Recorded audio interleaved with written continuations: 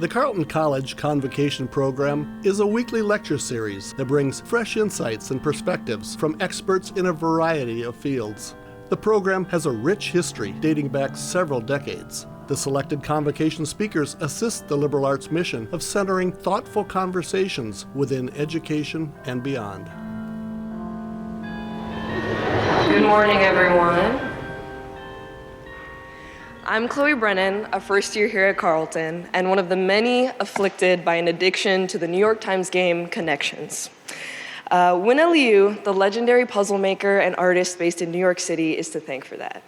4 years after earning her master's degree from NYU's Interactive Telecommunications program, she began constructing crosswords and had her first puzzle published in the American Values Club Crossword in January of 2019.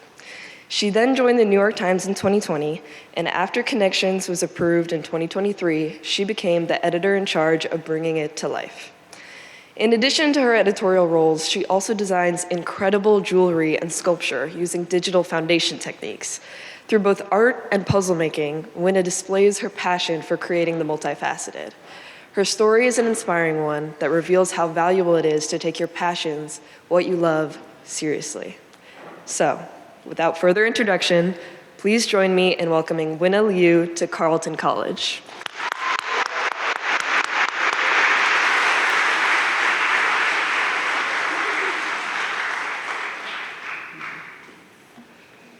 Hi, everyone. Thank you, Chloe. Thanks so much. What an honor to be here. Thank you, Carleton, so much for having me. I'm really excited to be with you this morning. My name is Wyna Liu. I am a crossword editor at the New York Times, and I write the daily word puzzle Connections. I'm here to talk to you. Oh. Amazing. Thank you so much. Thank you. I'm here to talk to you a little bit today about the game and my process and just some of the stuff that I've learned. So, all right. How to play. What is Connections? For those of you who haven't played, Connections is a category matching game where you're given 16 cards, and your job is to sort them into 4 groups of 4 by figuring out what the categories are. And my job is to try to make that difficult, so in a few ways that we're gonna go over. So the common thread is that the game invites you to consider all the different possibilities of what a word might mean. A little bit of background. How did I end up here? Great question. My journey wasn't exactly like a linear one. I was born and raised in New York, and for as long as I can remember, I always loved making stuff. I took a ton of art classes in school, and I always sort of had a confused relationship with the idea of being an artist. I didn't really know what that meant for me. I just knew that I loved making things.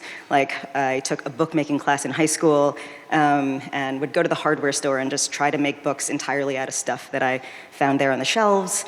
In hindsight, I see like a connection between that type of process and like puzzle making now, which is just like putting things together informed by materials and constraints.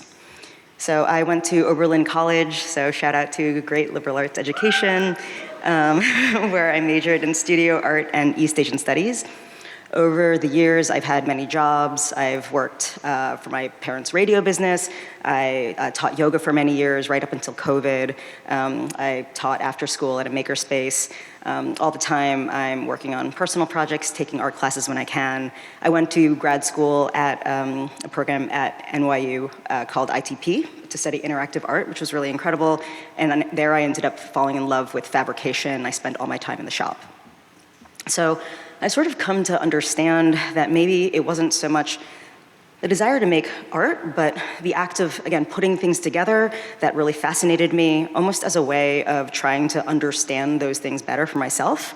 And this is sort of across disciplines, so like when I got really into yoga, I took teacher training as a way to sort of deepen my own understanding of it. I started teaching to continue my own study. And when I got really into solving crossword puzzles, I realized, and then finally started making them, I realized that constructing them sort of scratched a really similar itch. So here are some pictures of some stuff I've made over the years. And on to puzzles. When I started at the Times in 2020, I started making crosswords in 2018, and then I started working at the Times as a crossword editor in 2020. We had a few games back then. There was the mini crossword, spelling bee, tiles, and a couple more.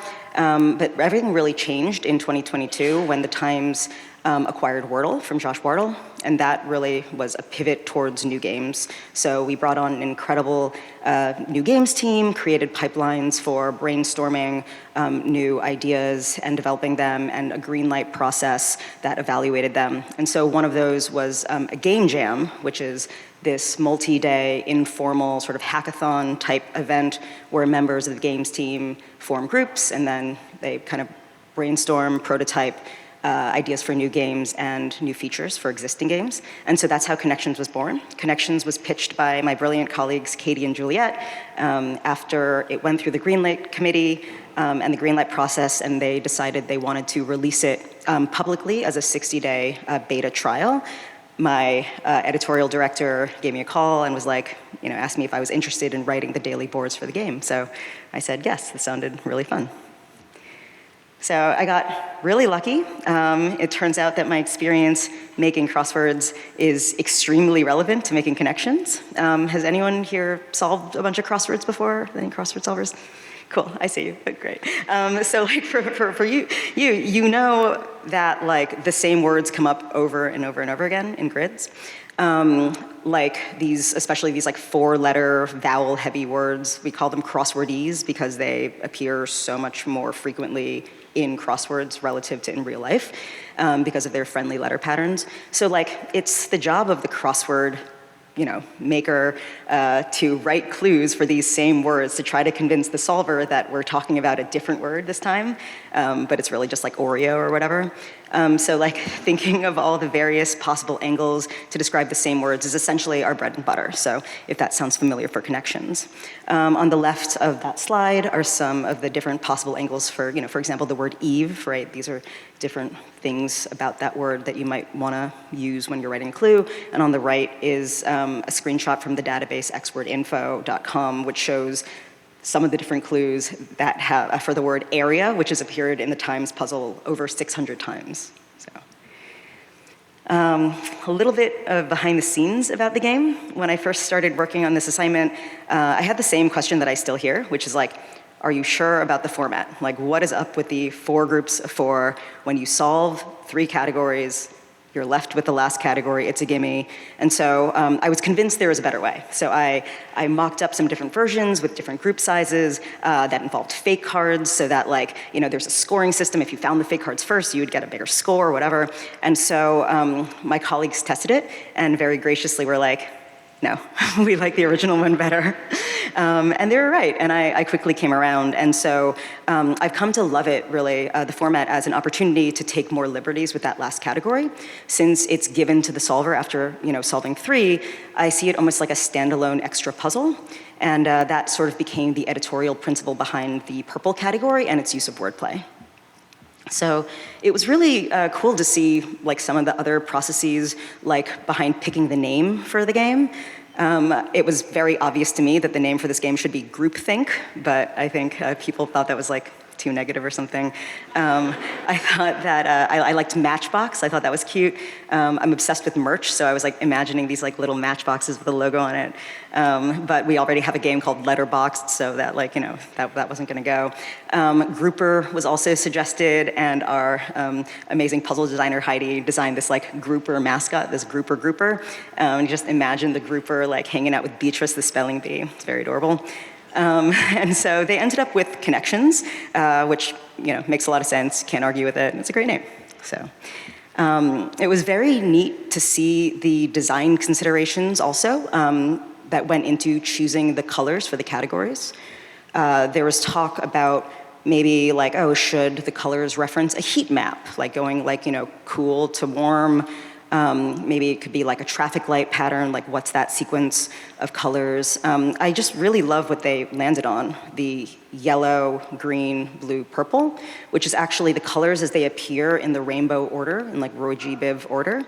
So I find difficulty extremely subjective, and so I was really happy that the colors that they chose really elegantly sort of were distinct, but also didn't explicitly signal easy to hard. the crossword editors can feel a little bit like siloed from the rest of the games team at times. So this was really like an amazing, like, lovely opportunity for me to work across different teams and get a glimpse of the cool things that other people did. Constructing boards. How are the boards made? So the game was and still is made in Google Sheets. There's extremely high-tech process. There's a lot of free associating, looking stuff up in a thesaurus, looking up lists of things, like literally Googling list of, and then the thing that I'm looking for, and then you kind of put the words in the cells, and you click them and drag them around until a board appears.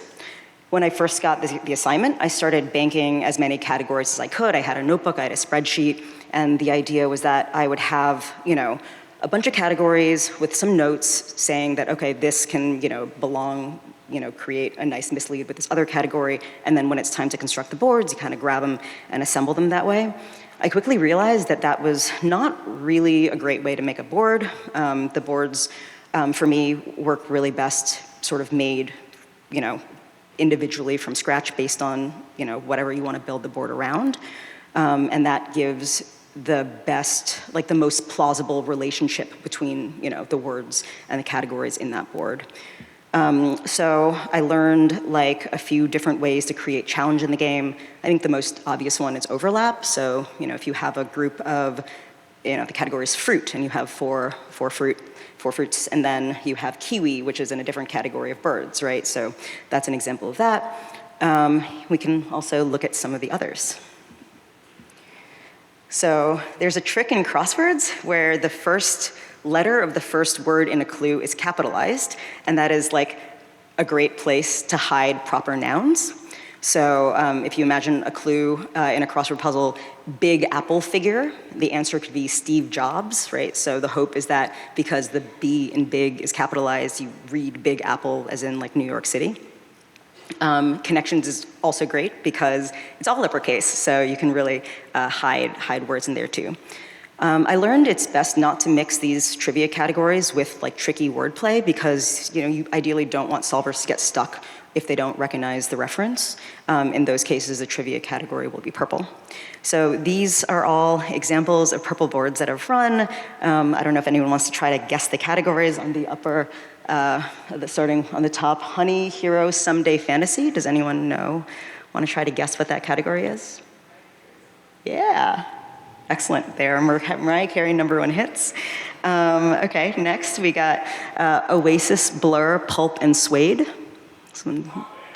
Yeah, more specifically, Britpop bands, but yes. Excellent. Those are my favorite bands in college. Howl, If Harlem, Daddy. That's right, poems. And then we got Milk, Blonde, Jobs, and Vice. Exactly right, biopics. Well done. Okay, so moving on to wordplay. Whenever there's wordplay, it's almost certainly the purple category. I'm defining wordplay here as a category that isn't based on the definitions of those 4 words. So probably the most common type in connections is the fill-in-the-blank style. So for example, if you had demo, red, scotch, and ticker, those are all words that can precede the word. Any guesses? Yeah, tape. So that category would be blank tape. I also take inspiration from cryptic crosswords. For those of you, any cryptic solvers in the house? All right. So for those of you who haven't solved these, highly recommend. They're really fun. Imagine a crossword puzzle, but each clue is a standalone word puzzle.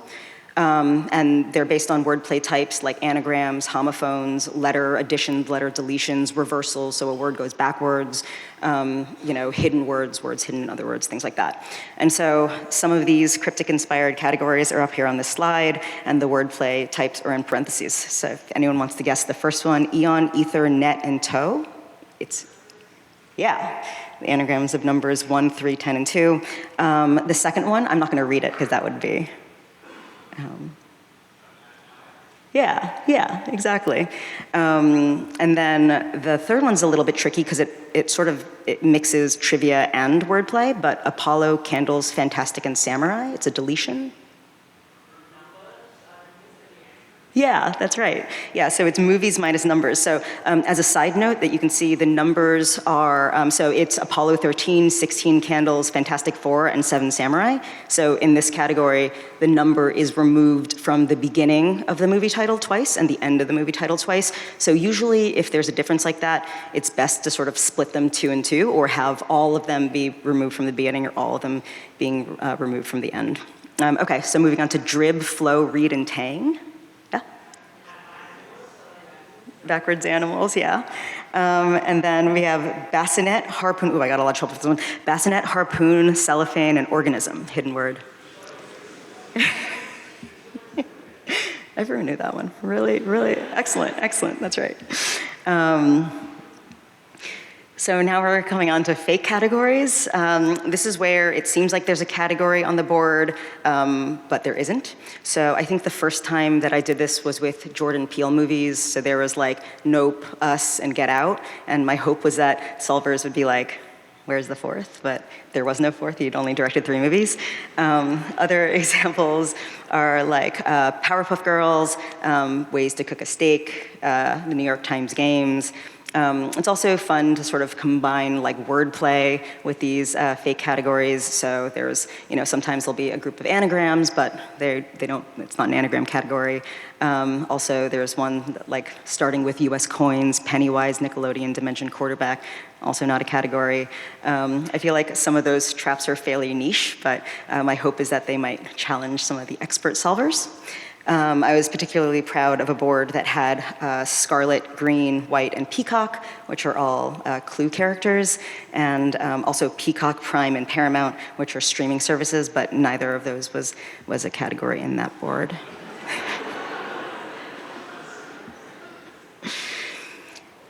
So a little bit of the brainstorming process.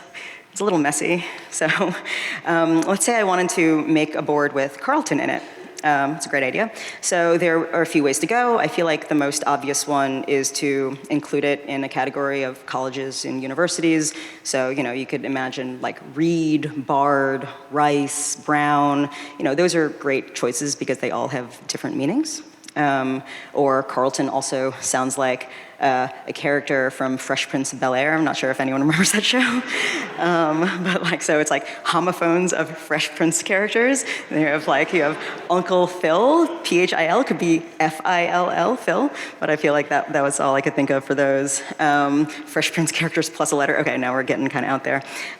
You can also see that like Carleton ends in T-O-N, so ton. You can have words that end in units of weight. So if you wanted to do like ton, gram, pound, ounce, that could be Carleton, diagram, expound, flounce, something like that. You could also split up Carleton into 2 words, Carl and ton, and put them next to each other in 2 different cards as sort of like a homophone reference. Carl in that case could be, a category of first names of famous astronomers. It could be, Simpsons, secondary characters, Olympic legends, philosophers. So you just start kind of thinking, and the hope is that you can build out a second category, and then that will give you words to build out the third, right? So sometimes / often, these brainstorms don't go anywhere, but that's okay. It's kind of fun to think about, and also sometimes you go down a rabbit hole that will one day at some point come in handy. You just never know. So I really do feel like no effort is wasted. So I spend way too much time laying out boards for aesthetic reasons, also in the hopes of maybe disguising some of the categories and tricking you. So it's also fun to spell out stuff like SpongeBob SquarePants. I feel like it adds like a human touch to the game. I was really pumped about the Oasis reunion. So we have, one day we had Champagne Supernova reunion. I was excited that both Champagne and Réunion were places in France. So that was cool to be able to put those in the same category. In honor of my dog Polo, one day the top line read Bad Boy Polo. You can see him up there. You can't tell from the photo that he's a bad boy, but you will just have to trust me. What's up with the colors? I hear this a lot. As I mentioned earlier, I hesitate to lean too heavily into the idea of difficulty because I find it really subjective. Like, what's easier, music or movies? I think it really depends on who you're asking, and also sometimes just like in a game, whatever a solver sees first, right? So that said, I do have a rubric for assigning colors to the categories. We sort of went over some of this earlier in reverse rainbow order. So if it's purple, if it's wordplay, right? That's the general rule. If there's trivia that's more specialized, note or you don't, that'll be blue. If the trivia, like in the cases of that trivia slide, there's no other purple category, that can be a purple category. So another recent example of that was circle, star, triangle, umbrella, and those are, does anyone know what those are? Yeah, the cookie cutter shapes in Squid Game. And so yellow and green, this distinction is a little bit more subtle. In those cases, I try to see if there's a word that can squarely identify the category without too much ambiguity, and if so, that will bump that category into yellow.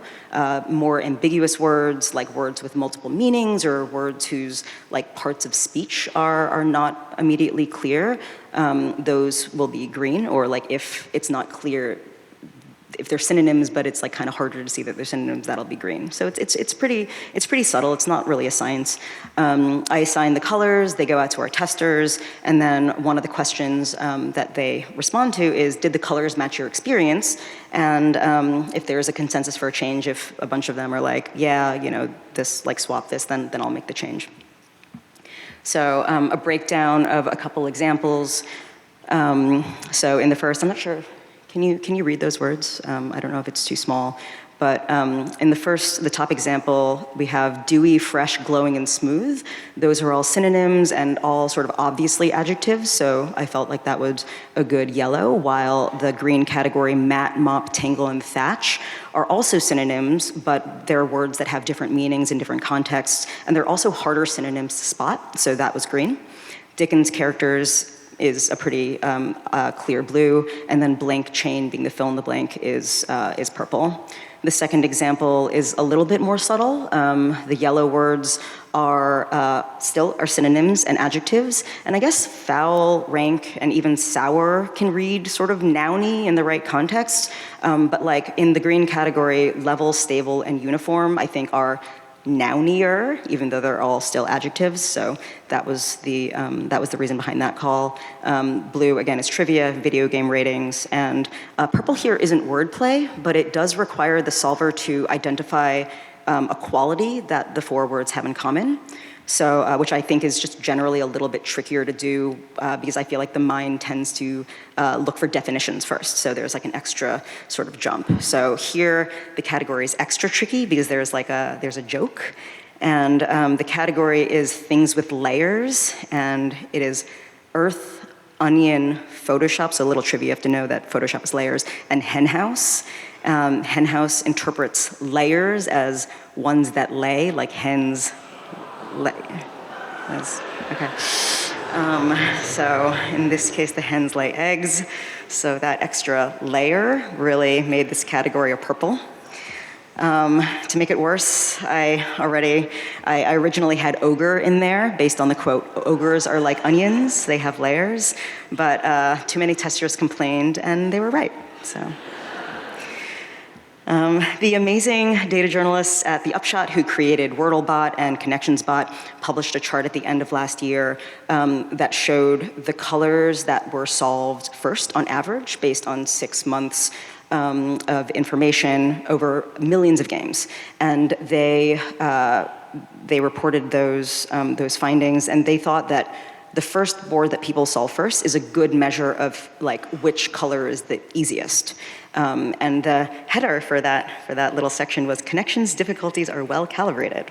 They wrote, players often say they disagree with the choice of colors for a puzzle. When we looked at every connections game since June 15th, we were surprised by just how strongly correlated the colors' expected difficulties were with their actual difficulties. And so the takeaway was everyone was surprised. I was also surprised, but somehow the system worked.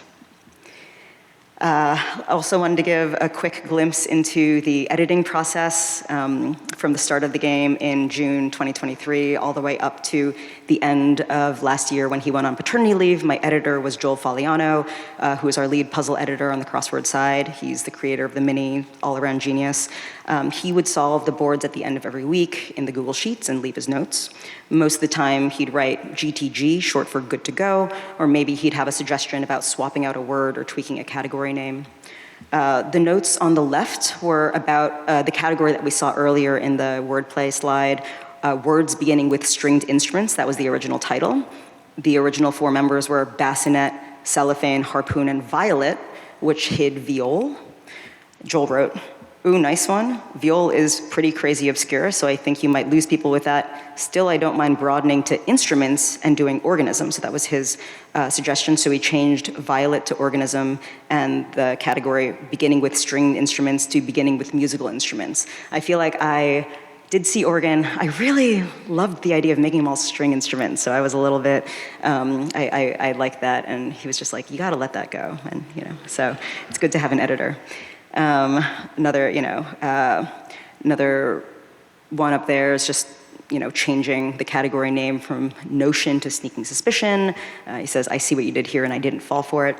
And then the last one on the bottom, the note just says, hate it. So I had to redo it because Joel hates it. Sometimes a category the whole category won't work and will need to be replaced. So in this case up here, Joel took objection to the category with cook, knight, miller, and summoner. He wrote, "It does seem rather not in the spirit of connections to pull out a deep-cut reference to the Canterbury Tales, which I'd guess 0.5% of your audience has read." So we swapped that category out with corona, flare, light, and radiation, which are all solar emanations, in order to preserve the beer brands fake category that I'd been working on in that board. That's why Miller was in there before. So sometimes a category is just wrong for that board because it's too hard to untangle, there's too much hard stuff there, and you can kind of pull it out and maybe reuse it in a different context. Sometimes a category would be rejected and I would just kind of wait a bit to try it again, hoping Joel would forget how much he didn't like it the first time. That's worked. That said, if you think this is bad and you end up seeing it in the game, I'm hoping you will also forget how you feel about it now, and apologies in advance. The evolution of connections has been shaped by a dialogue between the game, and the solvers. I'm not on social media very much, so I know I miss out on a lot of stuff in general, but I will occasionally hear things, people posting things on Slack and, friends who text me stuff, and that sort of affected, made an impact on the game. So, for example, when I first started out, Joel advised that I should avoid clustering words in the same category on the board because, it draws your eye and then it kind of might tip your hand as to what the category is. And, it totally made sense, so I was, careful about distributing them. And then, months to a year later, I learned that some solvers observed that the distribution of words in the top row indicated that they probably would not be part of the same category. So I learned that, and now I've been more deliberate about clumping words together. So even though now that I've said that, maybe I'll start spreading them out again. As solvers have become more advanced, I've tried to keep up by building in more challenging fake categories, like the ones mentioned earlier, but to also balance it out, sometimes maybe what looks like a trap isn't. So like the top row of a board at the end of last year read lions, tigers, bears, oh my. And, the hope was like, oh, there's like some sports teams in there. Oh my goes with deer and, please or whatever. But no, that was the category. The category was lions, tigers, bears, oh my. And the category was called lions and tigers and bears, oh my. So one of my favorite examples was a meme that my friend Robert, who is the creator of Beatrice the Spelling Bee, sent over Slack. It was someone had posted a meme with a connections board whose top row read, sponge, salt, smoke, shaft, and the caption was, who lives in a pineapple under the sea? And that was the inspiration behind the SpongeBob SquarePants board. So there's been all this funny feedback. And a lot of it is people being mad, which I find delightful. I get it. I love being mad. It's great. One person sent me a Venmo request to complain about connections. That was a first. Notice that I said they sent me a Venmo request. They did not send me money. They asked me for money. Luckily, it was only a penny, but still. People have remarked on my obsession with birds. I don't tell you, I love birds. They're cool. That's great. I get texts from friends calling me out. I appreciate it. If you want to call me out, I appreciate it. It's all good. And this has just been a wonderful experience for me. I'm so grateful that something I love doing, something I really enjoy, is something that I can share with others, that other people also seem to sometimes enjoy. And I just like meeting people, talking to people, hearing how they, play with their families and friends, and it's just it's really lovely and wonderful, and I just feel so lucky to be able to be a part of that. So also my parents are proud of me. They don't play Connections or the crossword or anything, but they show me in different ways. So my dad wears his Connections baseball cap, and my mom took a ceramics painting class, and on the mug she painted Wyna on one side and Connection on the other. No S, just Connection, and that was it's one of my most treasured possessions. Yeah, that's all I got. Thank you so much for listening.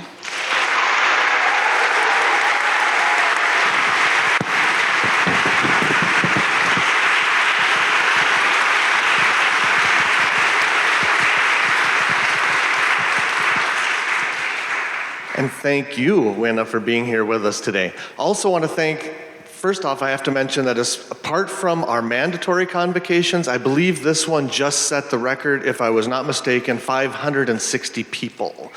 So thank you for being here. Thank you. And I believe we owe a lot of that to our friends here for Carl Days. So if you are here for Carl Days, thank you for being here. Thank you for choosing Carleton. A little bit about convocation. We're a little unique as a school in that we have a convocation weekly, bringing in wonderful, different speakers every week, like Wyna. Next week will be an entirely different speaker. Last week was an entirely different speaker. How do we get those speakers? You suggest them. We find them. And as far as our Carl Days friends go, I see some signs in the back, so I was asked to make an announcement. When we're done here, please head out the main chapel doors to the front lawn to be met by the admission staff to continue with your tour. So right that way, out to the lawn. There's signs with folks? No, there's folks with signs. They will greet you. Normally at this point, I make an impassioned plea to please join us for lunch. This time is different. If you haven't RSVP'd, I'm afraid we are full. So let's move on to the Q&A. I have a mic. My cohort, Kate, has a mic. We just asked the questions be kind of brief so we can get to lots and lots of people because we have lots and lots of hands. So we're going to start right here. Oh, I also want to mention we have about 30 people on Zoom. If you're on Zoom and would like to ask a question, they'll text it to me. Thank you so much. I'm Abhimanyu. My question was that Connections has a global reach, and how do you balance that with the New York Times and the American focus of some categories? Like you had mentioned the Carleton being ton, but in the British spelling ton is T-O-N-N-E. So how do you balance the global audience with an American audience? That's a great question. I think it's challenging. I think that I've gotten feedback, especially in the beginning, that if I, for example, use a brand, I try to research that these are brands that, are not just, in the States, that they're international, things like that. But unfortunately, sometimes sports teams and stuff, the game can be quite American-centric with references. I do try to I try to balance it out as best I can, but yeah, a lot of the references, end up being stuff from here. But.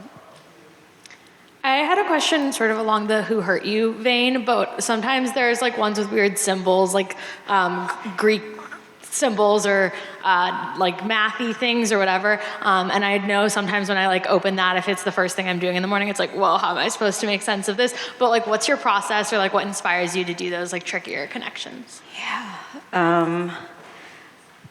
That, I felt my sort of my excuse for that one was that it was April Fool's Day, and so I had a little bit more of an excuse.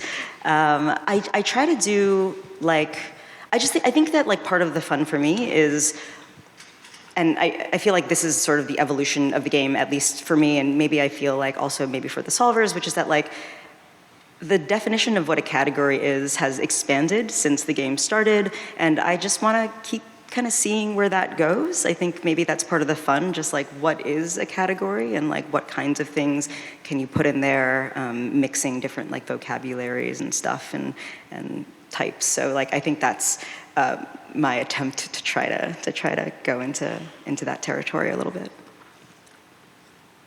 Hi, I wanted to ask about what the typical like gap of time is between when you like write and finalize a puzzle and when it gets like published. Yeah, I just turned in, normally it's on Friday, but I did it last night with Tracy. We went over my boards and we are scheduled now, the boards that I just turned in are gonna run about 3 weeks from now. So we're about 3 weeks ahead. Yeah, and so there's a process for then the boards go out to testers, we get the feedback. There's also other production processes. There's a forum called Connections Companion. There's this beautiful daily art. There's amazing artist that makes these like custom drawings for each day's board, and so there's like a timeline for that. And so all this other stuff kind of needs to happen in order, like before the puzzles are published. So it needs about 3 weeks. All right, hello. Back like 5 years ago, there was an online game, not like a word game, but a trivia puzzle run by Ken Jennings, in which the seventh and final question was always a really weird connection between a bunch of ideas. I was wondering if like you had heard of that, or if you are inspired by that when you're making your puzzles. Yeah, no, I actually I learned recently about the connections. Yeah, no, it's really cool. And I think that's like it's like having that sort of meta puzzle of like, what is the connection is very much like connections is very much in the spirit of that, yeah. I'm going to sneak in with one from Zoom, if I may, and yeah, then we have our friend down here. Somebody writes, or excuse me, Trish writes, will Connections ever accept writer-submitted boards like the crossword? There is currently no plan for that. We do accept submissions for the crossword because the crossword is something that like the editors could not just make in-house every day. A crossword is very sort of labor intensive, but there is a lot that goes into sort of the submission workflow. So there's a lot of sort of resources. You need people to review the submissions and then accept them and then, you know, edit and stuff. So it's actually like a very sort of involved process to actually create that. So right now there's no plan to do that. It's just me. So I'm kind of assuming that you do crosswords or other word puzzles, and I was wondering if you have a favorite. A favorite crossword that I like to solve, that I've made, or to solve. Okay, yeah. There are some really like wonderful puzzle like publications, other than the Times, of course. Like there's an indie crossword called AV Club that they published my first puzzle. They're really wonderful. Yeah, I love them. Yeah, the New Yorker puzzle I think is also really great. And yeah, they're a bunch. They're a bunch of like people who have that publish their own puzzles on their blogs that are just really, really wonderful. We should talk after if you're interested, and I'll give you some recs. Hi, I'm Leo. I'm a current first year, and I'm wondering what makes a good puzzle editor?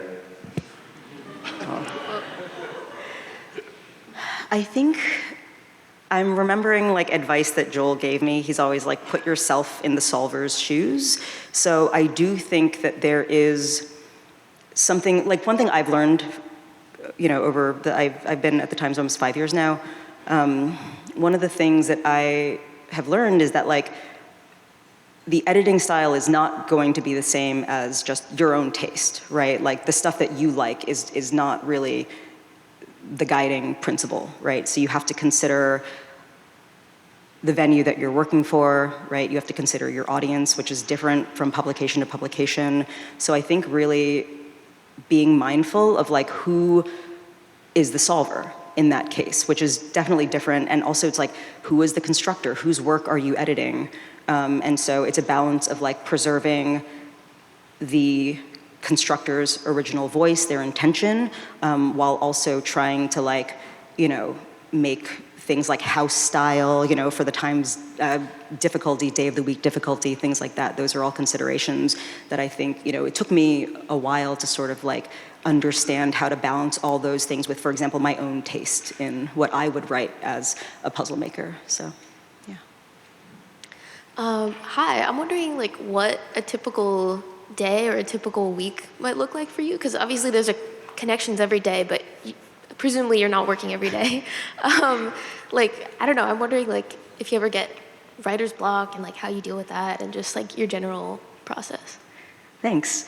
All the time, yeah. I think, I find I do my best work in the morning, so I like to, you know, sometimes like ideally I start at like 7, that's when my brain is sort of the freshest, and I like to get in a couple hours in the morning before like Slack starts, you know, popping off and stuff. And yeah, I usually make about like maybe 2 boards at a time, but it's not always linear, so it's not always like I start a board and then I'll be able to finish it. Sometimes it's kind of a half sketch and then I'll move on and then I'll go back and I'll revisit things. So I would say, you know, making about like 2 boards a day and then taking a break to do some other work like puzzle editing, crossword editing, or something like that, yeah.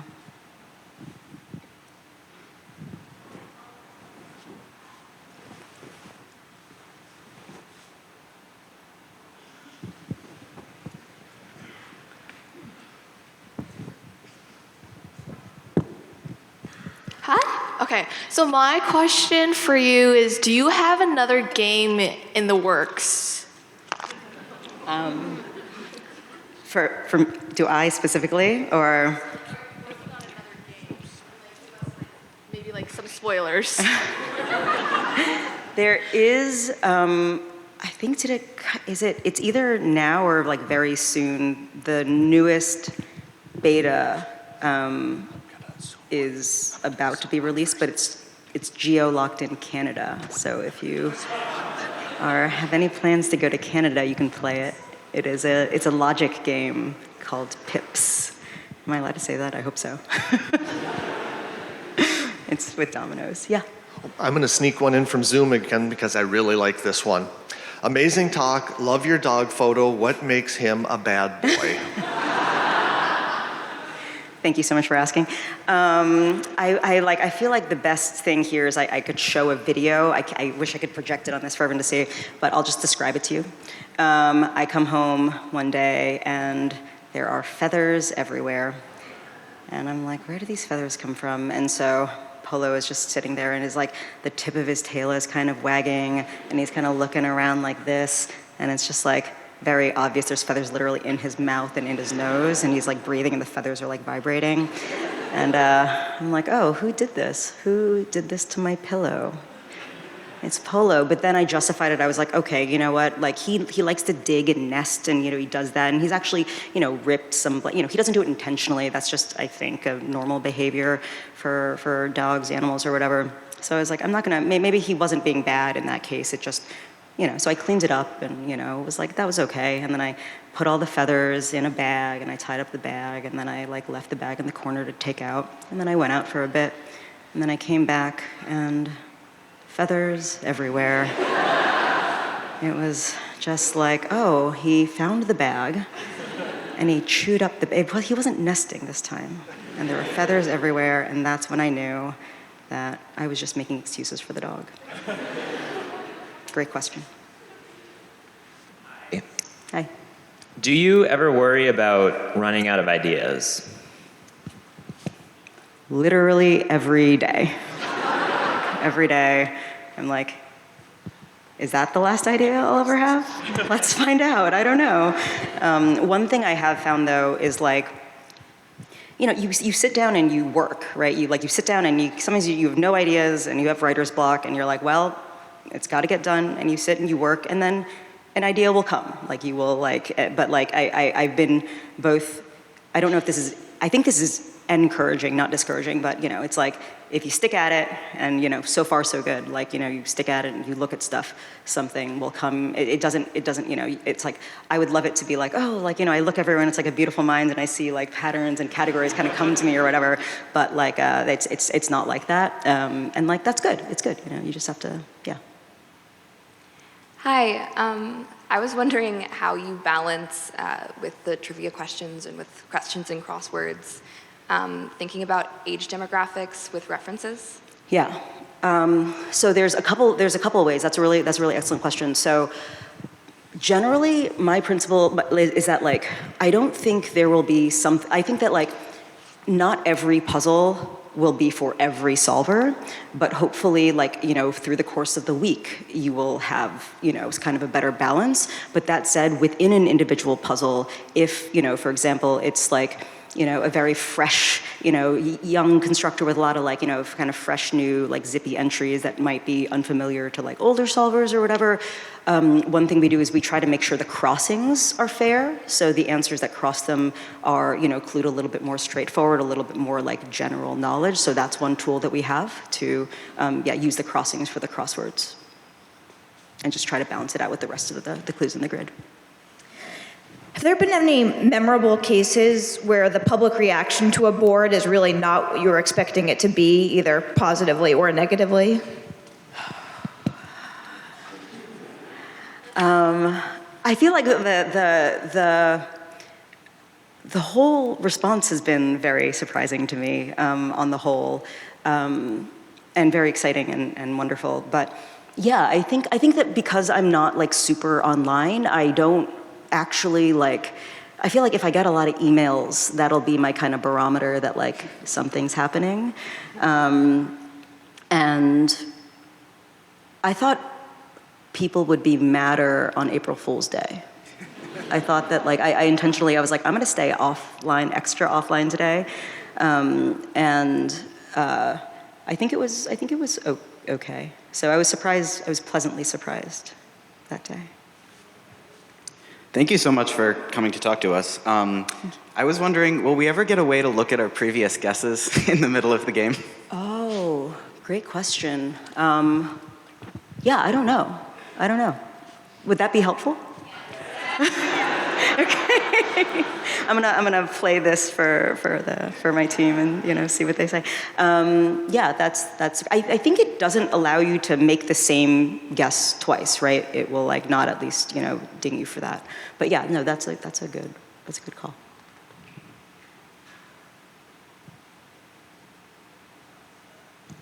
Hello? Oh, okay. I was wondering about when you first started like making your own crossword puzzles, did you ever make them on paper, or was there like specific software you used? Because I make my own connections puzzles for my mom to solve on paper, and that's kind of complicated. So do you have any like specific, software that you use or anything like that? Oh, for connections? Or the crossword? For connections maybe, but also for crosswords. For the crossword, for sure, yeah. I know that like the sort of like legends of the industry in crosswords, can do stuff with graph paper and like a wild card, dictionary or whatever. I can't. I've always made crossword puzzles with software. The sort of standard for Mac users is one called Crossfire. There's also now a web-based one called Ingrid, which I've started using. And if you use like Windows, the biggest software is called Crossword Compiler. So I'd recommend checking those out. And for connections, no, it's just basically like, sort of, it's not quite pencil and paper, but it's on the Google Sheets, which I find is good for just moving things around. It's like, oh, you put words in a category and you're like, actually, they belong better as a fake you can kind of like click and drag things around. So it is still, like a very analog process for connections for me. I'm going to sneak in with a Zoom quick like. What determines the removal of a puzzle from New York Times? Digits was one of my favorites and was removed. I love connections. RIP Digits, yeah. I think that there's a whole like audience team, and team of, on the analytics side that are looking for certain metrics like for like retention and things like that, and there are all these things that they are looking for in order to kind of bring a game out of beta and kind of put it into the portfolio, into the app.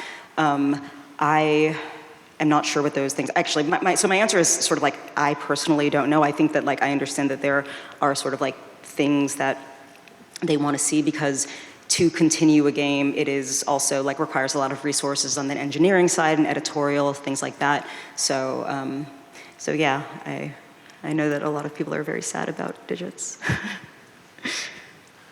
Hi, so there's another game called Semantle out there that many people, I'm sure, have played here, and you kind of guess words that are like similar semantically, like by meaning. And so that got me thinking, there seems to be like tools now that you can just take a bunch of words and say, you know, how similar are they in their usage? It seems like that would be really useful for you, and I'm wondering if you use that, or if maybe that the whole process is like necessarily has to be so human. You know, you detailed like talking so much with your colleagues, but do you also like use a computer to check things? I don't, but I wonder, yeah, I'm open to like using tools like that. I just never really have. I'm like not very computer savvy, and like I feel like I don't know what I would do with that information, but I'm like, I think it's very cool that it's there, and like I'm certainly like, if someone wanted to show me how to use it, like I'd be open to it, but I don't have a lot of experience with it.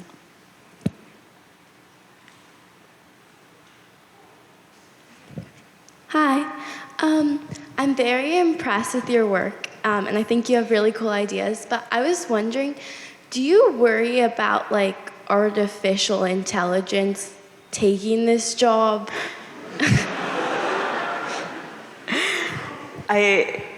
Sure, yeah. I think that, you know, it's like, I also don't, I think it's coming, right? Like, it's gonna be able to do all the stuff that we can do sooner than later. So I think I try to not think about it super a lot, but yeah, I wouldn't be surprised if, like, you know, AI knows how to make this game at some point. I think there have been a couple of things that I've read, and of course this is like a rapidly changing story, but like I think so far, at least, you know, I know that like, you know, some people have poked around with AI for, you know, connections and also the crossword, and there are certain things that, you know, the AI is really good at. For example, on the crossword side, AI is very good at writing. If you say, give me a, you know, clue in the style of, you know, the style of the New York Times crossword, like a Monday clue, it'll do that, and it'll do that pretty well. But if you say, give me like, you know, a tricky wordplay clue for like later in the week, maybe like a Friday or a Saturday, the thing, like its answer is like not really as good. It's like not super coherent. There's something about the use of language that a human kind of like knows. And again, this is as of right now, not saying in the future, that like the AI just still like hasn't super gotten.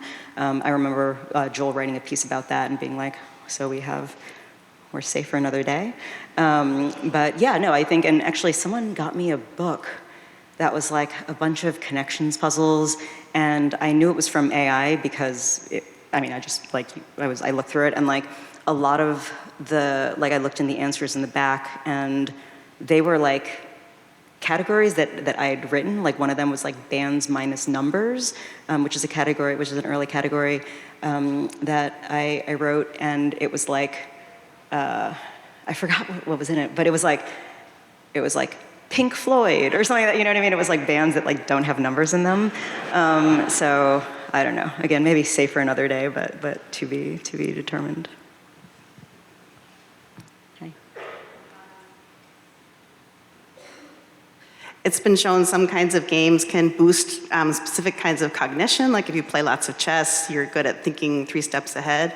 What would be your guess about someone who regularly plays connections, and maybe what would, if you had to imagine, what would be a benefit of playing connections on a regular basis? I think that, I mean, my hope, I guess, if I were to say like,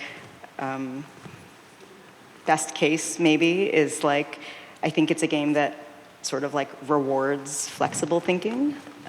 So hopefully that just like kind of just let your mind open and just, you know, be creative and weird, and maybe that'll be right. So maybe that. And I think we have time, one, maybe two, we shall see, but we'll go ahead with our next question. But obviously the puzzle's built out of what you have in your head. Do you give yourself homework to expand that? Or do you try to, you know, read things that you don't normally read, or talk to people who are new to you? I don't know, read lists of obscure bands? I mean, how do you enlarge what's up there?